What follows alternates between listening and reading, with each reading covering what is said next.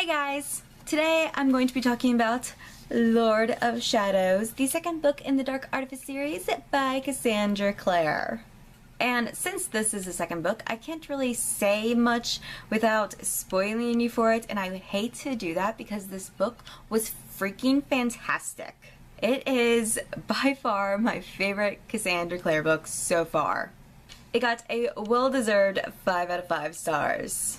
Going into this book, the main thing I wanted to know was whether Mark and Emma were actually romantically dating, and I am so relieved to learn that no, it's just a fake relationship. They're like brothers and sisters, and we don't have to worry about that troublesome love triangle happening. Not that I don't love Cassandra Clare's love triangles, they're probably the best done love triangles I have ever read about. Julian and Emma have just gone through so much. We do not need the pressure of a love triangle happening. And I felt like we already had a love triangle going on with Mark, Christina, and Kieran. And please tell me I am not the only one that shipped those three together. I don't know what a relationship between three people is actually officially called. I mean, I do, but I can't think of the word at the top of my head. But I normally don't ship stuff like that, but this is just so well done that I can't not ship it.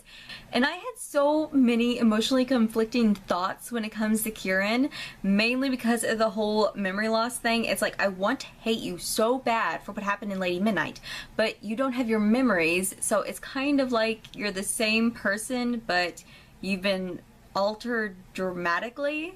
So he can't be blamed for the stuff that he didn't do.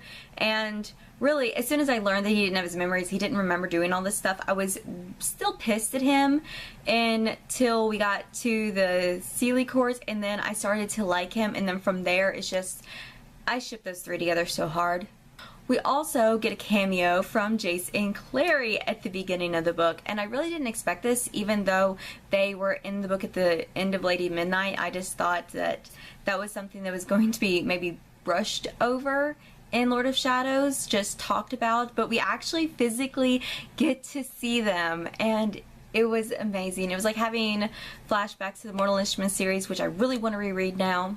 But Jace and Clary are not there for a social visit. They do have to head to the fairylands to find the supposed weapon that Sebastian left with the fairy court, which is very, very concerning. And my first thought is how did they learn that Sebastian even left a weapon with the fairies? Did they have like a little fairy spy, or did he boast about it and I just didn't catch it in City of Heavenly Fire, or what is going on with that? There's a lot of talk that it could be Sebastian's and the Sealy Queen's child, and I'll talk about that more later, but really I don't think it is. I mean, guys, there are so many theories swimming through my head, both for the final book of this series and the last hours, because there was a lot of stuff hinted at that I believe is going to come into in the next series, and I cannot wait. And speaking of Clary and Jace, it really wasn't confirmed in the last conversation whether Clary agreed to marry Jace or not. At least I don't recall it being confirmed that she'd ever said yes, and it turns out that she's been saying no to marrying Jace because she's been having these dreams about her possibly dying, actually more than likely dying, and the only person she's confided in about this is Emma. And granted, it's been a long time since I've read the Mortal Instruments series, but I am still so attached to Clary as a character, and I do not want to think about her dying.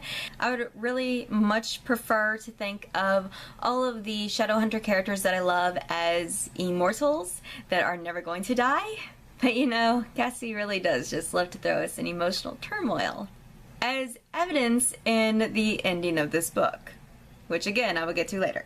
Clary also made Emma promise that if anything happened to her, that she would tell Jace that she knew what was happening all along, it wasn't unexpected, and that was the reason why she didn't want to marry him. Now let's talk about Diego and the Centaurians. The Centaurians were bigger buttholes than I expected. I mean, I expected them to be uptight, but Zara and her friends were just strangle-worthy. I mean, Zara is like a tier below the Seelie Queen on my hate list in this series. And the fact that she comes along with the Centaurians and we find out that she's engaged to Diego, it's like, Diego, I didn't like you to begin with, but now you're just royally pissing me off. And it pissed me off even more to learn that Zara is the daughter of the leader of the cohort. And the cohort is basically a group of shadow hunters who want to repress downworlders in pretty much any way. They want to register warlocks, they want to pretty much cage the werewolves, and they'd like to see all the fairies dead, including Mark and Helen. And even though Diego didn't really seem interested in marrying Zara, he didn't try to explain himself to Christina. Really, I mean, I get the fact that he was trying to protect her, but also that causes more harm than good. It's just, I was so glad when the truth finally came out when Diego's brother Jamie came to the London Institute in search of Christina. And I had to say, that big reveal was just so unexpected. Diego agreed to marry Zara so that he could learn the secrets of the cohorts, while Zara wants to be a Rosella's. I'm pretty sure I say their last name wrong. I apologize about that. But she wants to be a member of that family so that she can use this special heirloom that Jamie just happened to steal after Diego got engaged to Zara. Even after learning all this, I still don't like Diego. Jamie, he's okay in my book so far. I was actually afraid that he was going to do something horrible while he was there, but I'm so glad he didn't. I was like, poor Drew cannot take the devastation of this. I mean, I don't expect anything romantic to happen between them in the final book because they're like 3-4 years apart. I mean, she's really too young to be in a relationship with him, but I do hope they get to become very, very good friends. And then we have the kiss between Kit and Livy, and that just came out of nowhere. It was completely unexpected. There was absolutely no reason for it to happen other than the fact that Livy is surrounded by her brothers and really no other shadow hunters, and Kit's just there. So why not kiss Kit? And it's like, Kit, you're not supposed to be kissing Livy. That's the wrong twin. And I love the fact that after the kiss, he acknowledges that something was missing from it. It was a nice kiss, but just something was missing. And yeah, it was missing because Livy is not her brother. I ship Kit and Ty so hard. They are my ultimate OTP in this series. I mean, I know Emma and Julian are like the main power couple of the series, but really it's Ty and Kit all the way for me. It's just, they're so cute. It's like Ty sleeping in front of Kit's door because he thinks he's going to run away. And it's just them bonding over little things like Ty giving him his first permanent ruin. And then Kit is the only person that Ty trusts with the secret that there is still a portal under the London Institute. Oh my goodness, how is that portal still there is what I want to know. Ty is such a freaking genius to figure out that the raven that passed notes between Malcolm and Annabelle may not have been an actual real raven. And he figures this out because of something Kit said, and it was just so cute that they go there together. It's their own little secret for however long that lasts. But speaking of the permanent ruin that Ty ends up giving Kit, which is the ruin that all shadow hunters get when they first start training. It allows him to see things that he couldn't see before, aka Jessamine. I was so afraid that Jessamine had disappeared in City Family Fire because she used her magic to protect the inhabitants of the Institute, and it was just such a relief. It's like she wasn't one of my favorite characters in the Infernal Devices. She actually quite annoyed me, but she really and truly grew on me in this book, and it's so nice to see that that's something that Kit shares with the other Herondales. And then we had the trip to the Land of Fairy. After Gwen, I think that's his name, the leader of the Wild Hunt, comes to tell Mark about Kieran being executed for killing that awful fairy who whipped Emma and Julian. Mark, of course, can't leave him there. He has to save him. And before I get to that, I just want to point out that Gwen and Diana's relationship is just so cute. And I really grew to like Diana in this book, and I think that's mainly because in Lady Midnight there was this big secret that was just constantly hanging over her head. She was always disappearing and we had no idea why. Well, we learn why in this book after her and Gwen have gone on one date and really don't know each other at all. She reveals her deepest, darkest secret, that she was transgender. There were a lot of ways this could have gone bad with her parents, but I think the worst thing they could have done is they acknowledged it, or they basically ignored it really at home, and they refused to acknowledge it in public. It's like you have to be male out in public, you cannot be female at home, that's your business, but in public you have to be male. And that was horrible. But I do love how she took her future into her own hands with Katarina's help, and she ended up having a mortal surgery to make her female, which is against everything the Shadowhunters stand for. Mortal medicine is just a big no-no for them. My favorite thing about this moment between her and Gwen was the fact that Gwen was just so accepting and open and just such a good guy for her. But now we're getting to Fairy, and right away we're up Craps Creek without a paddle, because just getting into Fairy, they each had to give a certain item of theirs to the gatekeeper to get in. And they're each given a promise of something that's going to happen to them as long as they don't tell the others what it is. My biggest concern about them giving up something to this gatekeeper guy was the fact that Emma had to give her stele up, and it's like, what is he going to do with that stele? Is this going to come to bite us in the ass later on? And then we get into the land of the Unseelie courts, and things aren't looking good from the very beginning. There are blights all the way throughout the land that make Shadowhunter ruins and weapons completely useless. And it's almost humbling to see how Shadowhunters act in dangerous situations when they can't rely on their ruins and their go-to weapons. I'm assuming we're going to see a lot more of that in the last book, considering the blights were moving over to the forest beside Idris. And then we have the problem of Mark and Christina bonding, and not voluntarily. I truthfully didn't think this would come to much. It was just like a ribbon that tied their wrists together, but that turned into a very, very big and painful problem. I figured Magnus was going to have to be the one to fix the problem, since Magnus fixes everyone's problem.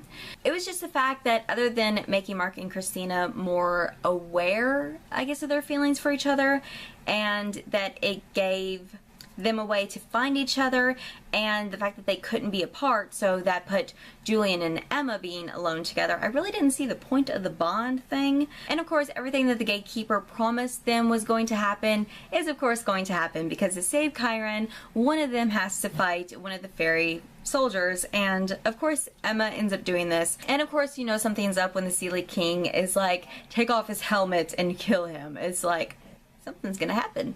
It's like right then and there we know that Emma is going to see the person that she's loved and lost. This was expected. What wasn't expected was for it to be her father, and for her to completely freeze up. I can't really blame her for freezing up either, because it's like, this is her father. She lost him at a very young age and at a very troubling time. It also surprised me how they end up getting out of the Unseelie court. It's like, Julian, you're so ruthless. Oh, and this brings back one of my favorite quotes of all time from the book.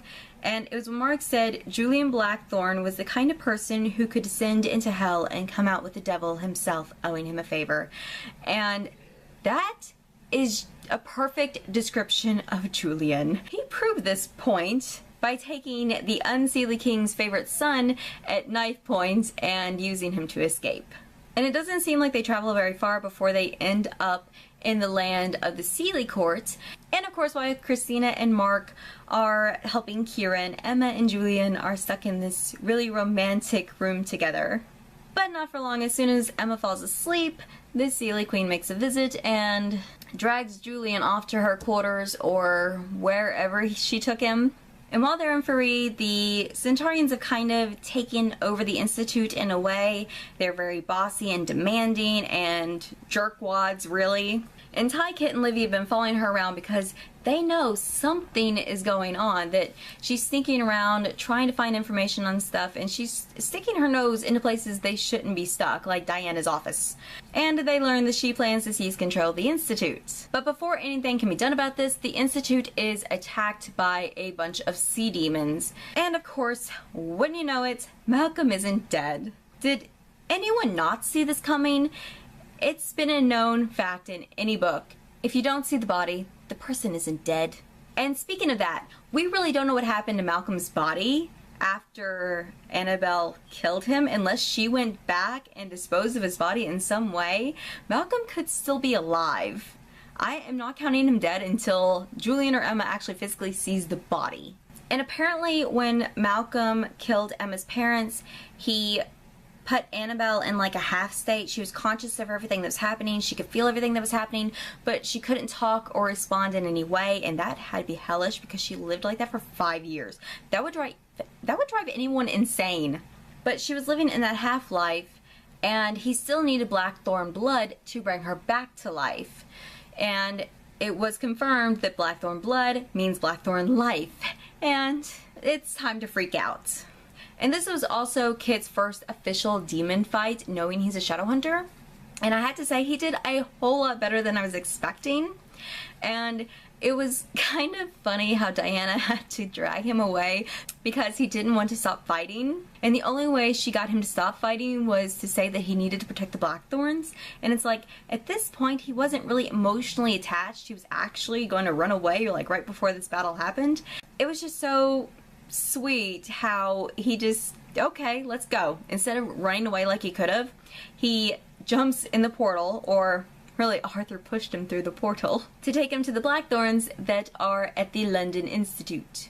I didn't really like the infernal devices as much as a lot of people did, so the fact that they were going to the London Institute is just like, okay, cool, the London Institute, we've been here before. But I actually didn't expect to completely fangirl at all the infernal device references. It's like all the books having Will's name scribbled in them. And then in Emma's room, on the trim of the door, they had like where they were measuring how tall Will and Jim were getting. And it was just so cute and heartbreaking to think that, yeah, Jim's still around and Will's not, and okay, gonna go cry in a corner now. There was also a JB plus LH carved into the windowsill of one of the rooms, and I don't know who JB is, but LH, I believe, is Lucy Herondale, which we should be learning more about in the last hours. And while Diana and the Blackthorns are safe at the London Institute, Arthur takes it upon himself to protect his family in the only way he knows how, by sacrificing himself to Malcolm so that he can resurrect Annabelle and not go after one of his other family members. And this was a real heartbreaking moment, and I was actually surprised when Annabelle came back to life that she wasn't completely insane. And the only real thing that she does that surprises everyone is she slaughters Malcolm. But now the real problem is Annabelle has the Black Volume. Then we're back in the Seelie court, where the Queen makes a deal with them that if they bring her the Black Volume, then she will fight alongside the Shadow Hunters in the war against the Unseelie King. She will end the Cold Peace, and she will give Julian the secret of how to break the parapetite bond. And before they leave, Kieran is made the spokesperson for the Seelie Queen, and he has to promise himself to one of the Shadow Hunters. I can't really remember the full details, but I believe he had to promise himself to one of them so that he would be more trustworthy to the Clave. And he ends up promising himself to Christina when Julian makes it blatantly known that he cannot promise himself to Mark.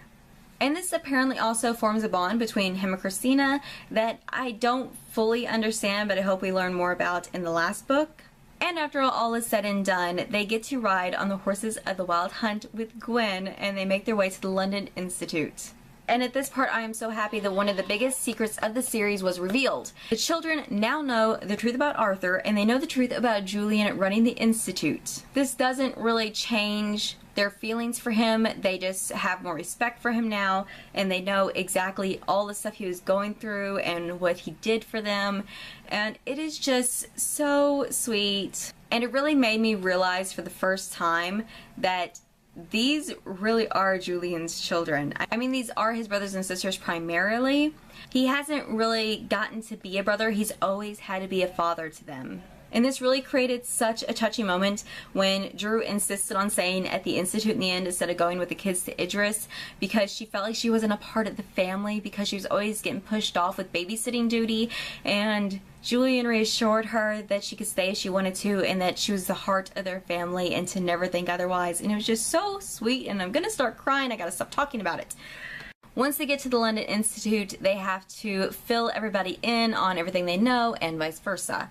And besides the council meeting, where they're going to need Kieran to testify and speak on behalf of the Seelie Queen, their main objective is to find Annabelle and get the Black Volume, which means they had to learn more about the history of the Black Volume and the people that have possessed it, which basically means they need to learn more about Malcolm. And isn't it convenient that Jessamine just happens to know the location of his home? Because of the bond, Christina can't go with Emma and Julian to Cornwall. Everything is spilled out in the open after they end up burning the church down that Annabelle was resurrected in. And Emma has a right to freak out because they set this church on fire, yes, but it is mainly made of stone, which their ruin melted. It melted stone, people. That is true flippin' power, and it's very, very scary. After this, I can't remember all the details of the fight that Emma and Julian had because I read this book very slowly over the course of a week or two. The only thing I really remember about it is it was about the ruins and the parapetite bond and their romantic relationship. And Emma was going to say something that she would regret, so she ends up running away. And of course something has got to happen. I mean, we can't just have the main heroine run out and just come back safe and sound a few hours later. No, something has got to happen. That's when we're introduced to the Riders. And they are apparently ancient fairy assassins for the Unseelie King, which I don't even know. I was surprised at this point. It seems like there are aspects of this world that just keep getting added in each book. And I think this is one of my favorite added aspects because these fairies are thousands and thousands of years old. There's always been 7. None of them have ever been killed. And during the fight with 4 of them and Emma and Julian, Emma ends up killing one, which, like I just said, never been done. And somehow all of them can feel when one of them dies. So of course those 3 with Emma and Julian feel it and see it. And they end up having to drag their sister away before another one of them is killed. The other 3 fairies that are currently attacking Ty, Kit, and Livy also feel it. Which brings something weird up. One of the writers said to Kit, he said, "I know your face." And I was thinking at first that this could be a reference to his mother since we don't really know anything about his mother. And after this happened, he has like little flashback or dream sequence kind of things that actually hint to his mother. So I thought that it meant his mother at first, but it could also mean one of his ancestors. And when this fight is finally over and Emma and Julian are relaxing and getting some fun sexy time in Malcolm's old home, they talk about the parapetite curse. Finally, Emma needed to tell him about this such a long time ago. But Julian now knows what's at stake with their love for each other, and they both come to realize that being separated, being in different relationships, is not going to change their feelings for each other. They're still going to love each other, and it's still going to be a constant danger to them. So there are a few other options besides what the Seelie Queen has offered, which really isn't even a possibility, because to do what the Seelie Queen is suggesting would break all parapetite bonds in the world.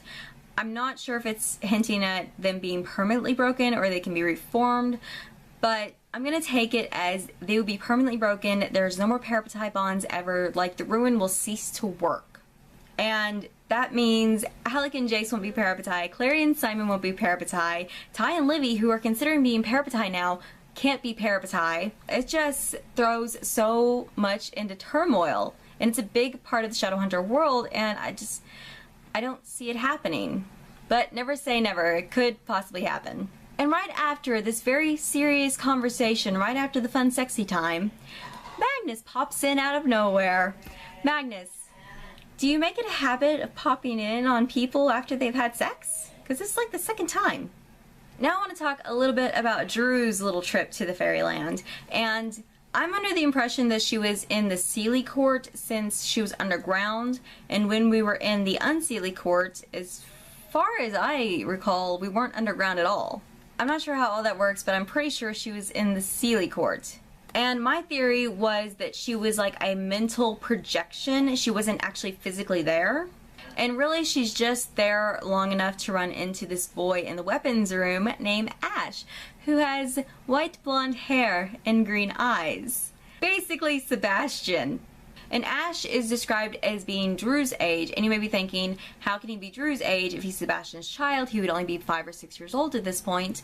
But really, we don't know how fairy pregnancies work, and I don't believe it was brought up in Lady Midnight or City of Heavenly Fire about how long Mark and Helen's mother was pregnant before she had them. And also, time moves differently in the fairy world, so 5 years human time may be 13 years in fairy time. I mean, anything's possible. I'm not ruling out the theory that this could be Sebastian and the Seelie Queen's child.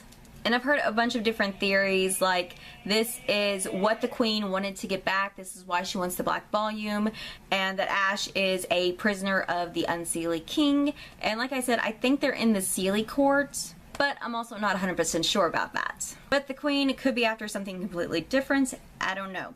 And I really, really love the fact that we have characters that we love and trust staying at the London Institute with us, namely Alec and Magnus and their 2 children. I love the fact that Alec was my temporary head of the London Institute. I kind of hope he becomes, you know, the permanent head. Right before they leave for Idris, Kieran tries to summon his brother using the golden acorn that summons Gwen. But his father ends up intercepting the call. And now we have the Unseelie King in Christina's bedroom. And after a lot of threats, he ends up giving Kieran his memories back, more to cause him pain than anything else. Because there's really nothing fairies hate worse than lying. And that's basically what Mark and Christina and everyone else has been doing this entire time, is just lied to him. And I don't think he really cared about anyone else except Mark and Christina. Though I do like the fact that he's not going to testify to the clave for Mark and Christina after this. He's going because he feels like he owes Emma after everything that happened to her because of him. I really didn't expect them to actually get to leave for Idris without a fight, but I didn't expect the writers to hold a mortal girl hostage to get them to come out of the Institute and fight them. That was kind of very, very childish for fairies that are thousands of years old. Really, the Blackthorns handled themselves a lot better in this battle than I expected them to, because ruined blades and seraph blades do not work against these fairies. Probably because they are so old. But just when it looks like they've lost, Annabelle ends up coming in and saving the day. And after some persuasion from Julian, she ends up agreeing to go to Idris with them, so that she can speak to the clave and hopefully be compensated for everything that happened to her in the past, which, let's be completely honest, everything that was promised to her should have already been hers, but this is the clave we're talking about, let's be honest. So now we're coming to the end of the book. We're in Idris. Really, a lot of drama happened, a lot of unnecessary drama, mainly because of the cohort. But before we get into all this drama, Magnus convinced Emma and Julian to go to the Inquisitor, Robert Lightwood, about them loving each other, even though they're parapeti. And they're basically asking for him to exile Emma. That way, it will dull the parapeti bond, and they can still be shadow hunters, and he can still be with his family. And all I can think during this is no, no, no, 100 times no. I was like, please, something happen. Let the war start at the end of this book, and it's not possible for this to happen. No, please no. Could you imagine what insanity would happen with Emma not being able to fight like a full shadow hunter? Especially since she'll be cut off from her second family. Then we get to the council meeting, or it was more of a riot hall is what it was, because the cohort was really, really unruly. They had a bunch of signs and they protested everything, and Zara and her father like talked over the console like constantly. They interrupted her a number of times. It's like kick them out of the room. And truthfully, I get why the cohort would not believe Annabelle killed Malcolm over Zara. I mean, yeah, they've known Zara a long time, or at least they think they do, and they've been told about all the great stuff she's done, so has the Clave.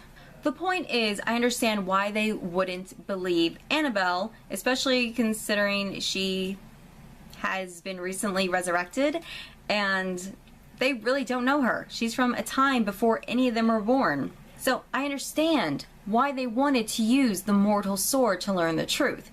But did they have to use it on her? No. They could have gotten the truth from Zara. All they had to do was make her hold the mortal sword and ask her, did you kill Malcolm Fade?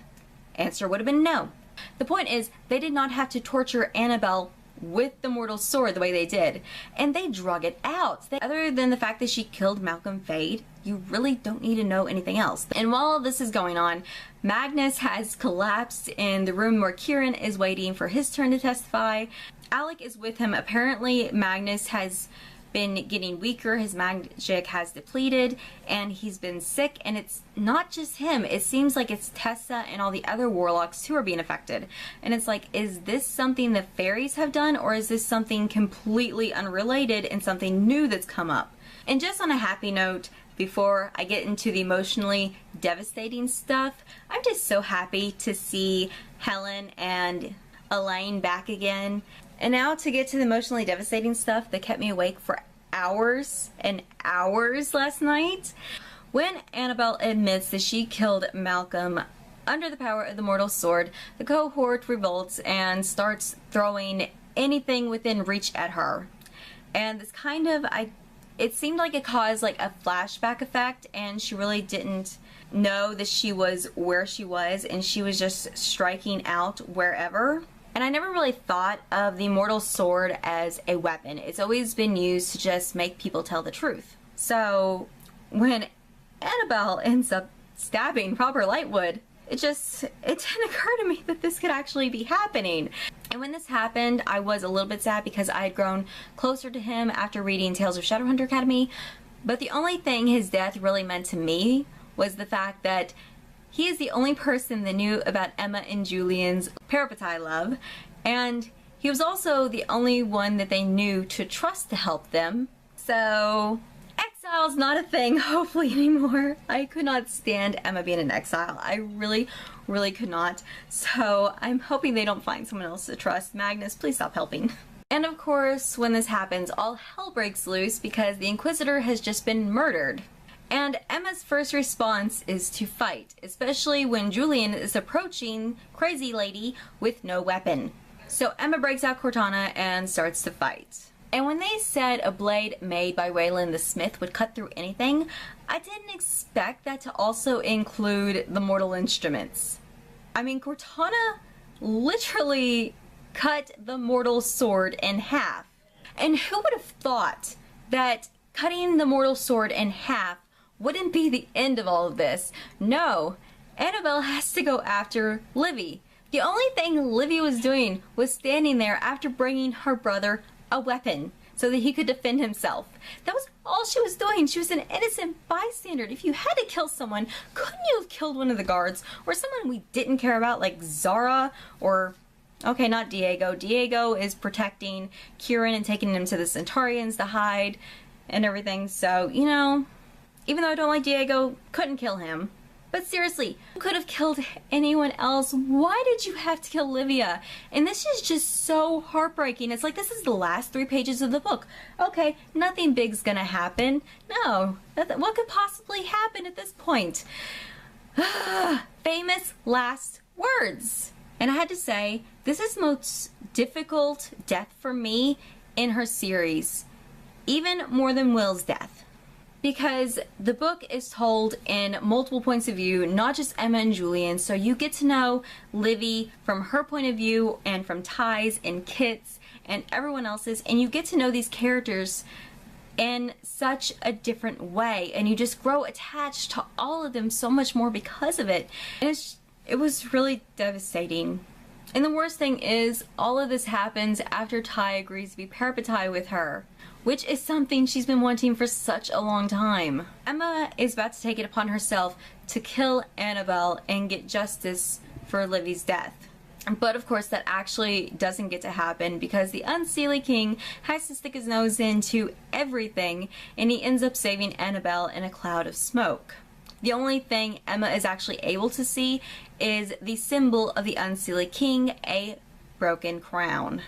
Which I didn't expect the Unseelie King to leave Annabelle alone after she revealed that she knew his name, but I didn't expect him to actually come to Idris in any shape or form. But I have a feeling that was mainly for his protection and the fact that he wants the Black Volume more than the fact that he cared about her at all.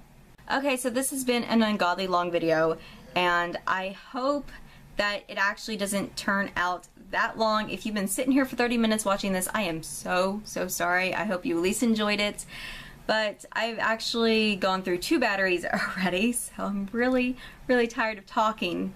So those are all my thoughts, feelings, and opinions about Lord of Shadows.